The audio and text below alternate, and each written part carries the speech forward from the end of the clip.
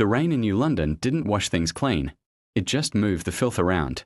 It was the year 2092, and the sky had been the color of a bruised lung for a decade. Inside the vault, a massive concrete structure at the edge of the city, Elias Thorne worked as a memory scrapper. His job was simple but soul-crushing.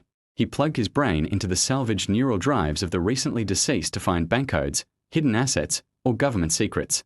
He saw the last moments of 1,000 lives every day. He was used to the screams. He was used to the cold. But he wasn't prepared for drive number 882. The cold start. The drive was old, caked in a substance that looked like dried blood but smelled like ozone. When Elias slotted it into his temple port, the world didn't just fade, it vanished. Usually, a neural playback is blurry, like a dream. This was sharp. Too sharp. He was standing in a hallway made of white tile. The lights overhead flickered with a rhythmic thud, thump-thump, thump-thump, like a heartbeat. "Is someone there?" A voice whispered. It wasn't in the recording. It felt like it was right behind his physical chair in the real world.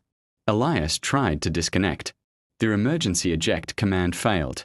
A red warning flashed across his vision. Critical error. Neural lock engaged. The corridor. In the memory, Elias, occupying the body of whoever had owned this drive, began to walk.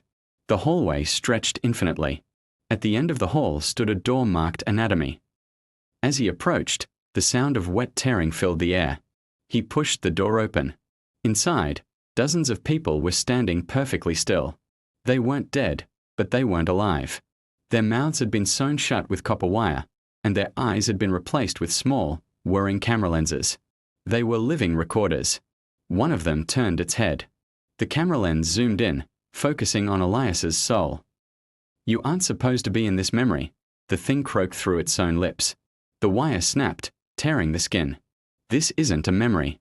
This is a doorway." The breach. Back in the physical world, Elias's nose began to bleed.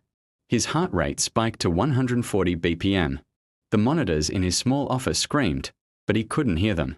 He was trapped in the mind of a man who had discovered something called the Hive of Whispers. In the vision, the room began to melt. The white tiles turned into black, oily teeth. The ceiling began to drip a thick, sentient shadow. "Who are you?"